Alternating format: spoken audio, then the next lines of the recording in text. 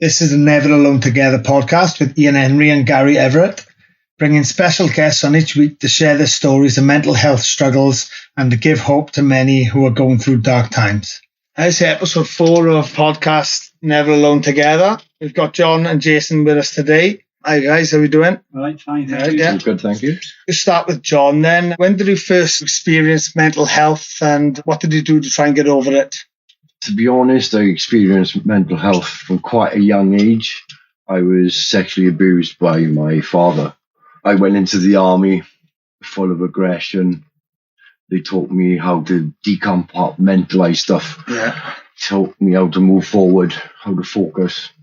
I came out to the army then, and then I met a lady who I got engaged to, and she showed me the light in life. Unfortunately, she suffered with mental health herself. She had quite severe mental health. She had bipolar, multiple personality disorder, quite a few other things as well. So I became a carer for her. So I started learning quite quickly about proper mental health, labeled conditions, done quite a lot of work with her to understand her mental health, which was also giving me an insight to my own mental health as well, giving me an understanding of my own brain. And then unfortunately then she passed away 3 years ago. We had a 2-year-old boy, so suddenly my world was tipped upside down. We'd been on holiday. We were on holiday for 24 hours and unfortunately she passed away. And then that naturally affected my mental health severely. And I was put on to a social services group for men.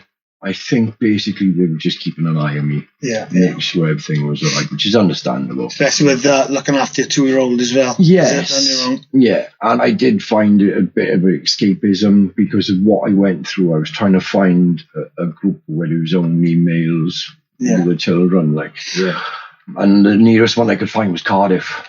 It was a struggle to get out of my door, let alone drive to Cardiff. So it was like the 4th or 5th week I was on this weekly event with the dads. The local area coordinator came around and he mentioned something about a men's shed, and it was one looking to be started up around the area. So I took that away with me, looked into what a men's shed was. It was just a safe place for guys to go and learn new skills, share passion, support each other, etc., etc. And it was like perfect. That's what I want. That's what I'm looking for. And I went along, and I went along to the time and date that they stated, and it was 2 other guys that turned up. One guy was ex-forces. I recognised instantly. Didn't know him personally, but could just tell he was ex-forces. So we clicked. And it was during then my mental health, even though I was putting on a brave face, I was turning up, I was struggling. I was going home, I was crying, I was not sleeping. I was just in turmoil. I lost my fiance. I lost everything. And what was hard was trying to look forward, but knowing I had to. I've got a 2-year-old son. Gotta push on. No matter how hard I find life, I can't quit. There's no way out for me. And sorry, I went through a bad spell myself, but for you, how do you stay strong in that situation where putting my son first? Just unselfishly putting my son first. And what got me through the really tough times and made me focus on trying to move forward is when I was going to bed, he was sound asleep in bed, sleeping, snoring. And that's what gave me the inner strength to keep going on. Because no matter how bad I was in my own head, he was still comfortable. He was happy as a child. Yes, things were going wrong and he was trying to readjust, but to see that child, see my boy sleep and just see a happy child in bed, that's what makes so innocent bizarre. Bless him. Getting help was the only option. I couldn't even contemplate looking at help. Because contemplating looking at help would mean me admitting I needed help. And naturally being ex-forces is quite difficult to open up and say, I need help. But when I was doing the MensShed, like I said, my mental health deteriorated quite badly, and it was the shed that was keeping me focused. But the worst thing was, I was in a kind of okay place, but when I left there, I was going back home. Massive part of my home was missing. You know. How long ago did this happen with your wife? She passed away the 5th of March 2019, so it's just over 3 years ago now. Have I grieved for her yet? No. You know, it's one of them things. And that's something I'm trying to focus on myself, trying to work out why. But going back to where we were, the local area coordinator turned up on one of the days where I was really quite bad. Yeah. And he said to me, "You're not right, do you? And you know well." And I was just burst out in tears, crying. "No, I'm not." And he was like, "Have you been to seek help?" And I said, "Yeah, I've been to Cruise, I've been to bereavement. You know, I mean, they want to give me a mass counselling session in the Brownwing Hall," which was quite awkward because it was during lockdown as well, naturally, because through the pandemic. So he said to me, "Why didn't you do something about it?" And I just looked at him. I was like, "What? Why don't we do something about it?" And I was like, "What are we going to do? Let's get help. Let's set up a group, just like you are with MensShed. Let's do it." He was like, "Go away, have a think about that." And it was the next time we met up for the MensShed. He came back and he said, "Did you think?" And I said, "Yeah, but what are we going to do?" He said, "Well, you're ex-forces, aren't you?" "Yeah." "So you like to fight, don't you?" "I know what to do." And yeah, we used to box and we used to spar. So yeah. And he said, "How do you feel when you were doing that?" He used to be in the army as a way of releasing aggression and anger and stuff. And then a light bulb came in my head. And it was like, yes, this could actually work. Trying to find support for a counsellor, if we can take it into a boxing ring, into a boxing environment, then that would hide the stigma of mental health. And I just turned around because he's the guy with the knowledge of what's around. And I just turned around and I said, "Who can we look at?" And he said, "Leave that to me."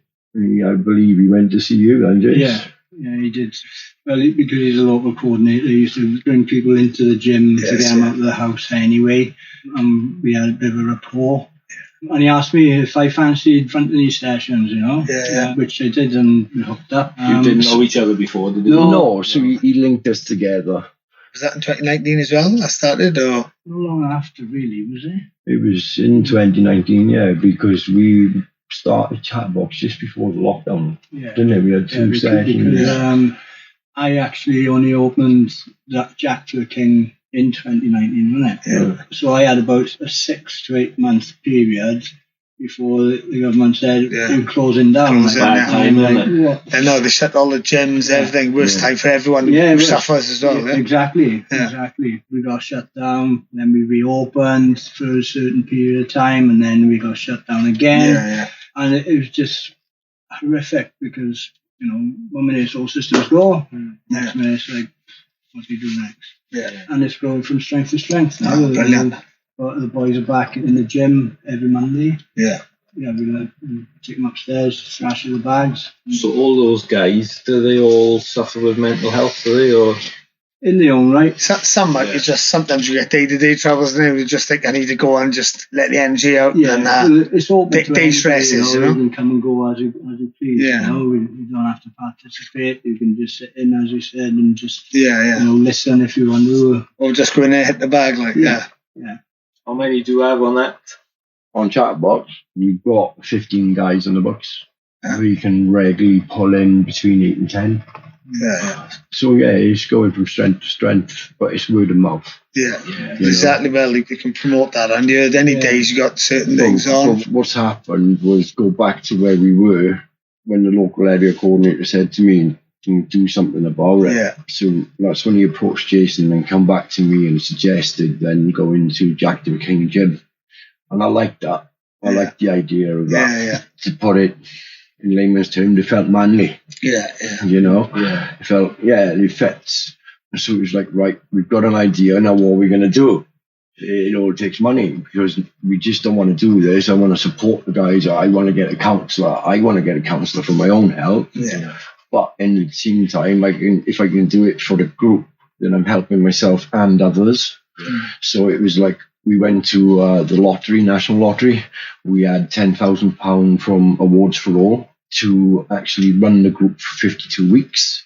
Everyone had gym membership, which meant not only on a Monday that was the chatterbox, but any day of the week they could go into that gym for a workout whenever they wanted. Yeah. Because we've paid their weekly membership for them. Brilliant. We also provide healthy snacks and nutrition stuff, shakes, etc., trying to boost the boys' metabolisms, health-wise, etc., and trying to teach them how to eat a bit more healthier. Yeah.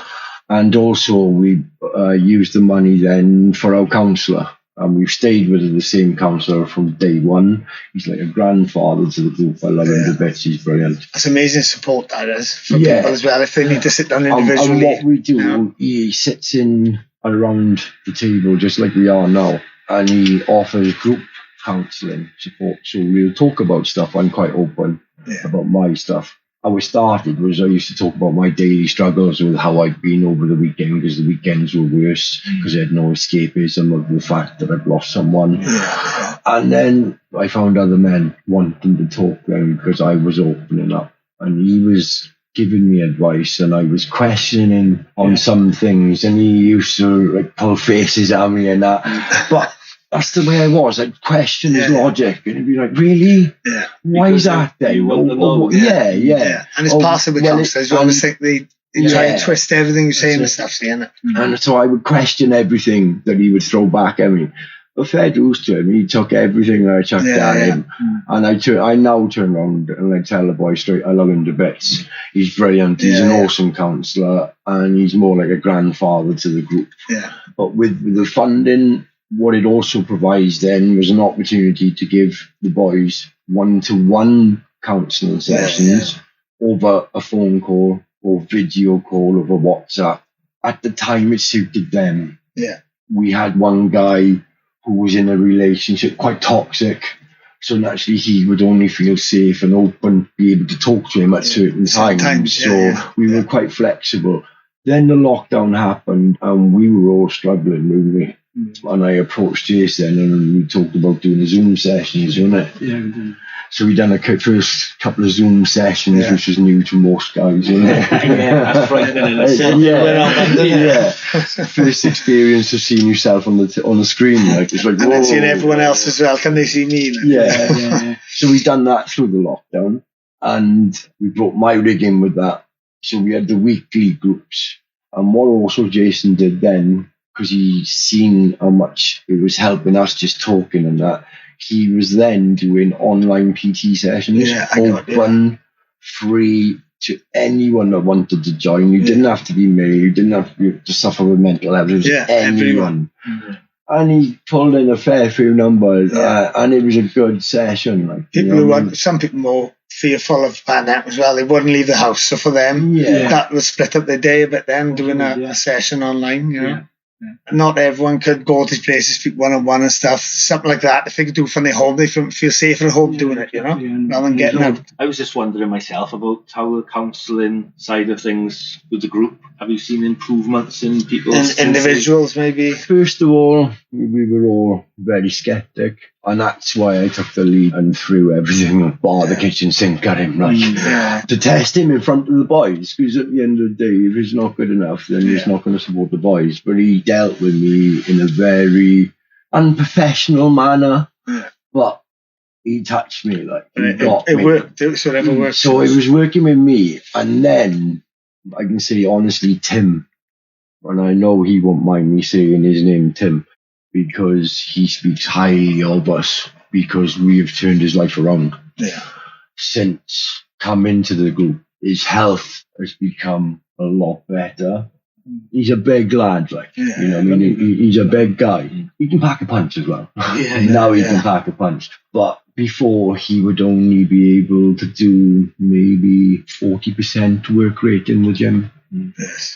I'd say now he's got to be up there around 70, 80% in the work gym. Like, definitely improved. He's definitely improved. He's lost weight as well. He's lost weight. And he can go for longer. And obviously he's doing that, getting those gains now. But he keeps on pushing it now. What's also good with him is the fact that he's had this one-to-one support with my rig, our counsellor. and it's worked wonders in his head. He's just waiting for moving house, and that's the end of his dark chapter. Yeah. The counsellor and the boys, we've managed to walk the path with him then, and hopefully leave the demons of the past well behind in the house that he's about to leave. Yeah. Doesn't feel alone, like, does it? That's right. Yeah. And what I like as well is we've created a WhatsApp group, and WhatsApp's everywhere. It's the same social media.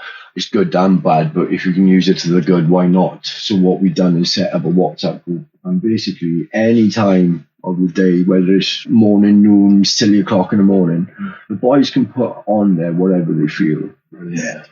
And then when our counsellor wakes up and comes around, he sees the group because he's part of it, and he'll get in touch with that person. If they're struggling, for argument's sake, now if you put down that you had a really rubbish night and you can't take no more, and this was what went on, he will ring you up, and he won't deal with you over the phone. It's a face-to-face. You're out walking with him somewhere for a coffee and a chat, and he will make sure you're all right. It's direct then, isn't it? Because at the end of the day, if you're able to put it out in words on a device, then that's a cry for help. A call for help, it's the same as if we speak it now. You know, it's just coming over. Some people find it easier just typing it and sending it. Yeah. And there's a few guys that have said that if it wasn't for the WhatsApp group behind the group, they wouldn't speak about half the things.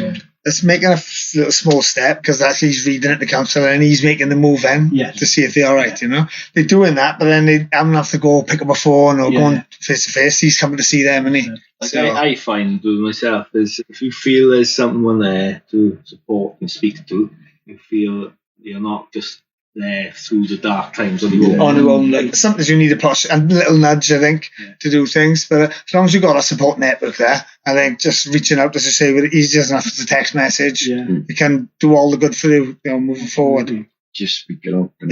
Opening up. It's all steps. And saying what you're feeling. There's no shame in saying what you're feeling. No, not at all, man. And it's where I've got today is by speaking on how I feel. Yeah. It's how I get the boys in the gym. It's the way I come across in there, because they've seen me in my dark days, and I'm not hiding it. I will show them everything. There's 3 or 4 of them that just can't say enough about me. I found that quite hard to take, someone giving me so much praise. But I look at what I'm doing now, and it's me being open and honest, brutally honest about how I can be. Well, that's encouraging other guys to open up. To do the same. I'm laying all my cards on the table. Well, this is me. That's raw like an flesh and blood. Inspiring this to do the is same. Me. Some days I'm happy, I'm smiley, and other days this is me. Be real. With them being like that, and them seeing me like that, we now see them coming in. We're not wearing their masks. With their placebo masks. Life's great. Life is what can they do for me? I'm really struggling. This is what's happened. And it's like, wow. Well done.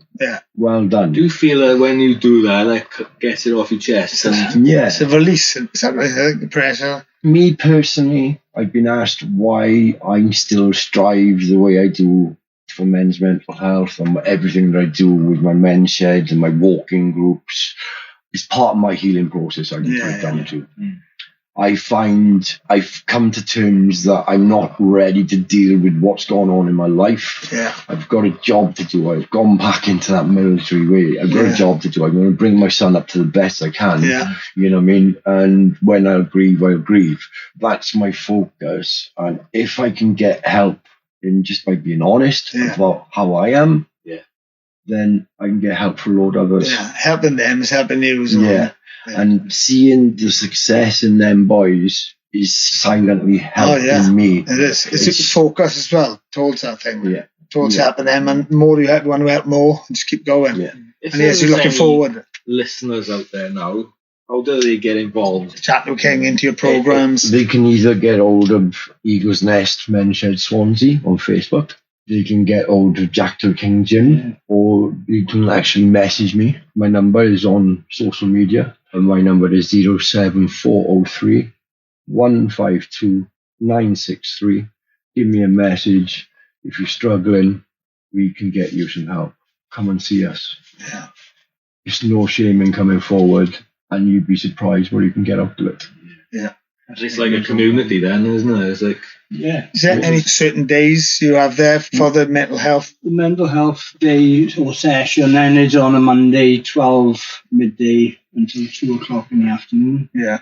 First hour we tend to go upstairs and vent, hit the bags, and then come down, and then we'll have a cup of tea, have a chat, a couple of sarnies, and it's all relaxed. And we did do it the other way round, where we'd have the talk before the vent, but we found it was more beneficial to just go straight up there, smash it, come back down, and everybody's relaxed. 100%, yeah. And they're like, oh, right. And I think it's adrenaline as well. When you're adrenaline, Phil, you talk more than you open up more. Like. Yeah, and at the start of it, I saw it as a group of guys getting together with mental health issues, struggles, day-to-day issues. Yeah.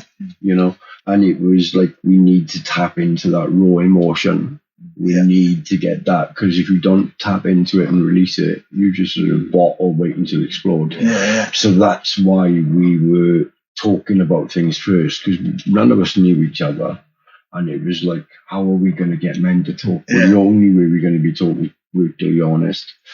So that's why we done it that way. But now, like we said, we found like the food lead a little bit heavy on us. The few boys reaching for the buckets or running to the toilet. Seconds on the sandwiches. Great start.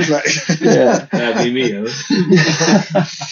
But now everyone's got that trust in each other. They're quite happy to do it the other way around. Yes. Quite happy to get physical, get hot and sweaty, get everything out of you, and then come down and just spill that. And then just spill it all out. Yeah. That's on a Monday. On a Monday. That's just one day, the Tuesday. That's on a Monday in the afternoon. Monday morning, I do a health walk.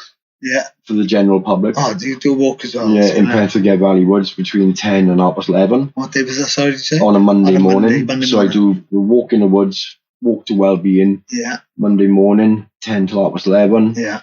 I go to the actual King Gym then at 12 until 2. Yeah. On Tuesday, I do Eagles Nest MensShed Swansea, which is between 9:30 and 2:30. That's again on Thursday. Yeah. And we're going to be opening on a Sunday as well. We are going to be the first shed in Swansea open on the weekend. Yeah, it's for people if working in a week they can't make it, you know. Yeah, so I'm trying to look out for everyone. I'm not looking just at one person. We also receive funding from Swansea City Council for a group called the Golden Eagles, an over 50s group. They're not on social media because they've requested not to. Right. Yeah. But it's the same sort of process as Chatterbox, but it's a gentle stretch. It's all about movement, mobility, strengthening. And that can be sitting down, you can be standing up if you need to. Yeah. We adapt to individuals' needs.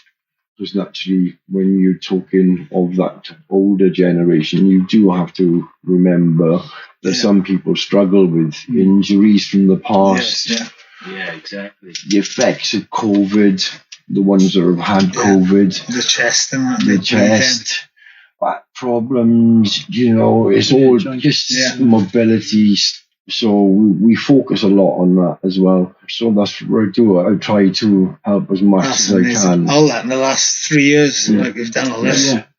Inspiration to a lot of people listening. It's like a massive inspiration. Yeah. That's very powerful, because when you're in a dark place and then you can get something in life that you can something to look forward of, gives you the hope then that you can strive you can be okay forward. So a lot of people think they can't move forward. It's not like the end of the tunnel to give up, but there are things out there that you can join and be involved in and start recovery, you know. For the first 2 months after losing Eleanor, I couldn't even dream about moving forward even a day. No. Couldn't imagine what they've been through for that.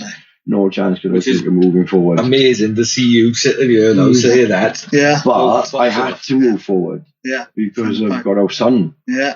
You know, I've got our son to bring up, so I've got to move forward. Yeah. And he's been my inner strength. Yeah. And what I hope I can achieve by doing everything that I do And I haven't said this, he's involved in everything that we do. Yeah. Everything, including Chatterbox. Because he was 2. So he wasn't in nursery or anything. So he came to everything. He came with you, yeah. And he came to Chatterbox even when he was in nursery, wasn't it? Yeah. But he loves it. He absolutely loves going to the gym to see Jason and the boys. He loves doing everything with his father as well. Yeah. But the main thing is he's around men that speak about their mental health openly. Open up, yeah. That's a massive thing, because I was going to ask, do you think in the schools there should be more teaching the accent about what they might go through? Teaching them everything else, don't they? Yeah, exactly. But I think because of the pandemic, a lot more youngsters are suffering now because they're stuck in. They weren't allowed to see their friends, especially in families that were really protective over it and scared of the pandemic. Exactly. They didn't see a friend for months, and then they come out and then they just shadow themselves. It's not a kid playing around anymore. They just...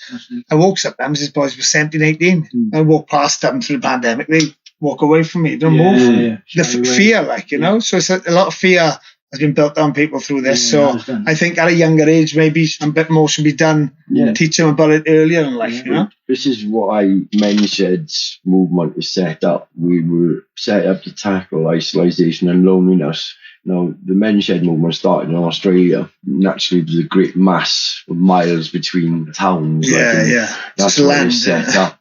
We're more fortunate in our country, but surprisingly, there's a lot of people out there are isolated. And we've all had a taste of all that feels like during the pandemic. So the MensShed is set up for that because we try and encourage the guys that have been inside their houses. We try and tap into what they're good at. And we try and encourage them to build stuff, to grow stuff. We try to help people. You know. And it just gives me great joy at the end of the day where I can actually see someone just enjoying that moment. We wonder where they could have been a few months before, you know? I think there's a lot of that. So many people out there on their own, especially people living on their own and stuff through the pandemic. And stuff like this now, if you are listening, go ahead to Jack the King, get involved in MensShed, and you won't be alone again because you'll have people, they'll end up being like family, a lot of them, but you get to know them and stuff. So get out there and join these groups and these sessions, and look, you're never alone, and there's always someone there to help you. Best thing is, listeners, it's free. We can add the links on underneath as well, and brilliant. Upload it so that people can find it easier as well. So hopefully someone out there now listening in, and they can pick up the link and join in with you guys, because there are people out there suffering and they're not even saying. And there's no need to. There's no need to. And there's people like breaking down them barriers and reaching out. It's a credit to you guys, I gotta be honest. It's outstanding. It's powerful for me to even just hear this story. It's another thing as well. I've heard, I don't know, it's to do with mental health. You helping something else in Jack the King as well? We do a lot with inclusion down there. I do a lot of one-to-one sessions with the ladies that have got cerebral palsy. We've got a guy that comes to the gym that does a bit of weight training. He's blind. Rich in his wheelchair. We're doing the boxing. So it's got a bit going on there for everybody, you know. But I say for everybody, it's not just for people suffering mental health, but all walks of life. Go down to the gym and I'm sure they'll be able to help you out in any way. Is there anything you want to add? Just don't be afraid to reach out. And get help when you need to. Take that step, please. Just take that step. You'd be grateful. You will be grateful. And all together, you can help each other, isn't it? The more people I got behind in what we do, the more power I have in chasing other people to get funding to make this bigger. Bigger it gets, the bigger it can get. Yeah, exactly. Because unfortunately, with the funding side of things, or with the groups that we run, it's all to do with the pandemic and that. Don't forget, mental health happened before the pandemic. It's just increased now. So the more people that can come along, be part of these groups, the more power the people like myself who run these groups have go to chase money to get that help for you. Expand it, you know. We'll have to go down and we'll definitely come down and have a look. Definitely. Please do come along. We'll come and have a look. Definitely. It's just a matter of knowing what's out there, really, isn't it? Yeah. So myself, if you can promote it and tell people, more people know, then you can spread it social media just so more people know. You've seen it with me, didn't you? It's like trying to get help, and someone who understands what you're going through is another matter altogether. Yeah. I think listening to your story is you're doing something you enjoy, and it's helping you by helping others. And bringing people together to try and help each other, which is because there's no like the show. Never alone together. Yeah. There's no greater feeling than being in a place where you know you can have a bad day and not get judged. That other people in the same boat, same situation, or they have their down days as well, feel the same. Right? But as I'm saying, if you've got enough people like that around, and that can expand, the amount of people you can help can be endless, especially in our local communities. One other thing that to ask is a bonus question. Basically, we're trying to put a playlist together of songs that give out a positive vibe to people. So anything that you like in music. Anything you listen to, like if you're feeling down and that, is there anything that you put on and listen to, think lifts you up a bit? I like indie music a lot. That takes me to a good place. Yeah, indie music, like a bit of Oasis and that. Oasis, Kings of Leon. Oh, brilliant. Killers. Amazing. Yeah, I'm into more heavy stuff than Jace. I like Metallica, Iron Maiden, Suicidal Tendencies, Napalm Death, really quite hard stuff. But what I found is a lot of the dance music actually in the gym energizes the boys a lot. Definitely. I've noticed that. And we've had a bit of fun when we've gone back to the oldies as well. What do we have? A medley on, like a 70s medley. Oh, yeah, it was bonkers. It just didn't go with boxing at all. Like, they did when they went to the bag, like. Energy level of the slot. I know, and going home, like.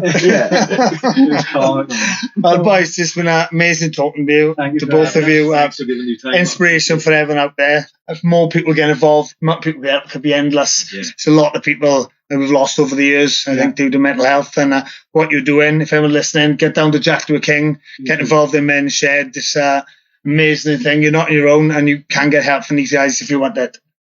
Thanks so much, guys. Amazing. It's a credit to you guys what you've done. Thank you very much, sir. Thank you. Thank you. Story, Thank you so much. And I would just like to thank all the listeners for listening to us as well. Thank you for your time. Thank you very much.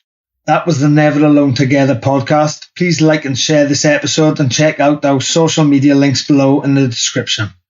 Thank you for listening. See you next time.